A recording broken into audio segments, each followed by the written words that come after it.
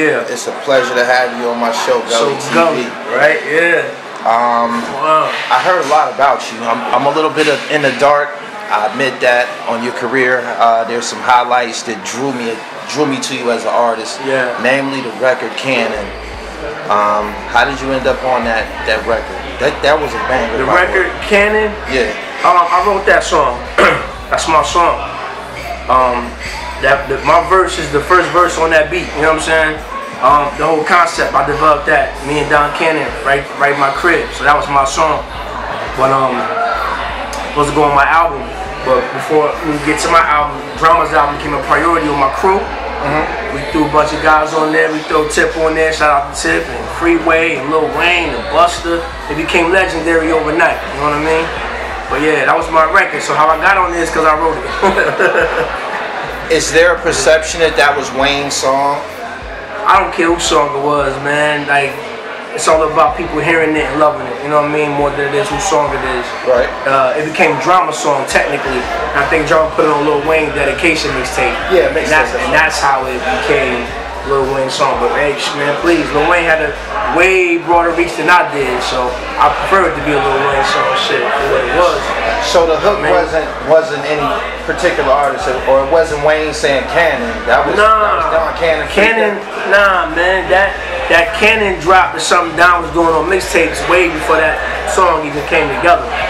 That was something he took off of another part somewhere else and just put that on the mixtapes. That became his drop. You know, all the DJs at that time had drops. Right. And that was his drop. So we took and he made that beat, and from the beat we, put that drop and Cannon on there, and I made it like one of them, type of records. I think like Cameron, like Dipset, they did Old Boy, that same kind of format where the sample they had this voice and then you just bobbing and weaving through the sample. So it was, same type of shit. You gotta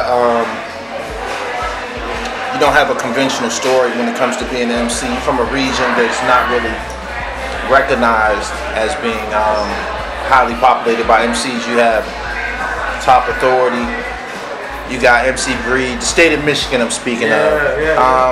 Tell me what it was like breaking through in this business from a region that wasn't necessarily recognized for music. I mean, the Midwest is a hot pool for music if you think about it historically, right? Michael Jackson's from the Midwest. Prince is from the Midwest. Eminem is from the Midwest. Kanye West is from the Midwest. Bone Thugs, Grammy Award winning, they from the Midwest. So there's always attention there. There's always good talent coming out of there. But the type of artist I was, the kind of music I was making, that was a challenge. Especially by the time I started making music on a commercial level, I was in Atlanta. So now I'm this up north guy from the Midwest making music in the South. Right. So that in itself was an obstacle to break through. If it was your responsibility to break Willie the Kid, you know what I'm saying? But to me, I always knew, keep making the music, staying true, and the fans would come, which it took a while, but it happened. Like we were saying before the camera started rolling, now I got to follow on the people who come and hear the music every time I drop it. They come to the shows, they support it, you know what I'm saying?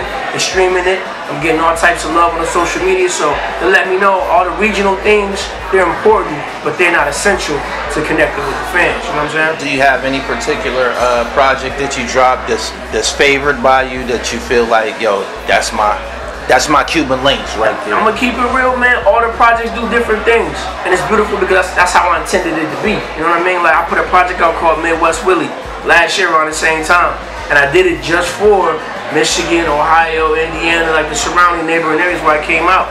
I made sure I had the beats that kind of went everywhere and made sure everybody heard, and I talked about things that we relate to growing up in them areas, and they connected just like that. Right. But then I got other projects like, let's say Living Daylights with me and Bronze Nathans, right? He's from Grand Rapids too.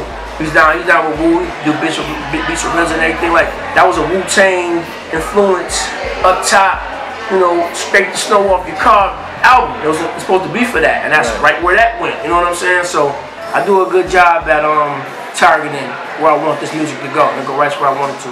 Do you feel that had you not flourished in Atlanta, college campus, do you think that you would have ended up being as lyrical as opposed to an MC that generally came out of Grand Rapids, Michigan? I just think being lyrical is just I just believe in that. I believe that's what this is all about. You know what I mean? If you ain't rhyming well, then what are you doing? But that's my contribution to the culture, right? Everybody bring a different thing. A lot of artists figured out that it ain't got to necessarily be about rhythm or about rhyming. You know what I mean? Real complex. It ain't got to necessarily be about being a big radio song either or a club song either. Like, I'm seeing everybody get it all different ways. I think that's good. But that's something that I knew and tried to exercise from the very beginning. Do what it is you do. You know what I'm saying? Push your angle. All right. Where do you go after you drop a project? Because you, in my opinion anyway, I consider myself to be an expert in online affairs. After you drop a project, where do you go? Because as soon as I seen your name on Instagram, I knew exactly who you was. I knew exactly where I heard you, and I'm like, yo, this is the nigga from Cannon. Right. You know what I mean? And then I got to reading and reading some comments and hearing from other people on your background. But yeah, where do you go? Are you reclusive on purpose, or you have other things? Alcohol, on the line. I definitely have other things. I mean, we can start here, right? Small to Bouger Premium Brew, right?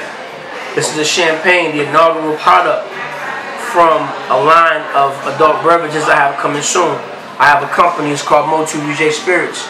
This is the first release. After this, we're coming with a vodka. I got a bourbon as well. I'm doing a rosé for this. But the way I got it set up is I'm doing deals with different distilleries, different wineries, different breweries, you know, all in the Midwest in that region there. So this is done with a winery. I'm gonna do another like vodka with a distillery. And I'm gonna come back and I'm gonna get with a brewery and do a brew or a cider or something like that. Right. So I learned this idea from RZA with Wu-Tang, right? So Motu Bouger is like Wu-Tang Clan, but you got Meth on Def Jam. You know what I'm saying? You got Ray on Loud. You got Ghost on Epic. You know what I mean? So this is on a particular, you know, partnership, and then my next one will be another partnership, and my next one will be another partnership, but never been done before, especially from where we're from, and niggas like me, like, they don't do it like that. But y'all own it. I designed this label. This is all me. I designed all of this. What made you take an approach to merchandising such as alcohol? The popularity of alcohol generally? Yeah, it's popular, but you know, I drink champagne myself. You know what I'm saying? So instead of paying other people, you know, get our own, you know what I mean? And then somebody approached me and asked me about being an ambassador for their company. And when they asked me to be an ambassador, that means like just drinking their stuff and promoting it. I see a lot of rappers doing that, and that's cool. But I thought about what's the next level after that. Right. At the end of the day, you paying me to make you more money, right? Right. I said go do my own thing. I'm gonna build my own. And instead of me and being an ambassador for what you make, let's make something together and split it down the middle. You know what I mean? So that's what I did. This is the very first one. I have many more to come after me. This is in stores. It's selling out in West Michigan right now. We at least in 30 stores in my hometown, and then a couple outside of Grand Rapids as well. I got a national link coming soon. I'll be promoting that heavy. You can buy it online and get it shipped to your door. This is Motu Bouger Brew, right? Not too dry, not too sweet. Great for mimosas, for the ladies. We're good for the fellas too. Just pop one in the club, right? Yeah. Now that's one. We also got opening a nightclub and lounge downtown Grand Rapids. This is we scratching at $1 million build out. Talking about total demolition, you know what I mean? Knocking the walls down, rebuilding everything, new foundation, electrical, plumbing, the whole lot. Right. So full kitchen, dance floor, bought about $350, stage, full bar, VIP, bottle service, all that right in the heart of my hometown, downtown Grand Rapids. It's called Ambiance GR. So you can follow that on Instagram. You can follow Motu Bouger Spirits on Instagram too. So you building up Grand Rapids. Oh yeah. I've been telling a lot of people to watch my platform that gentrification isn't an exclusive ball club. You better stop frying your face up and get down with it. Exactly. We can be a part of this shit. I've been telling people that. You know what I'm saying? Why stand around and watch people outside of your neighborhood come in and build your neighborhood up? And all you doing is saying, oh, complaining and this one not. Yeah. Get yourself together, assimilate, gotta unify. See, I got Ambiance GR, right? It's the only black business downtown Grand Rapids in like the last 2 decades. But I did it by assembling a team of people. It's not just me. Right. Like 4 or 5 of my friends, and we all put a little bit in and made it happen. Voltron. Now look at it. We own a piece of downtown Grand Rapids that's being the whole city's being gentrified. Up from downtown, going further south is all gentrified. But we own a piece of that right now. We didn't sit back and let them just pull the rug from underneath us. We got down with the plan.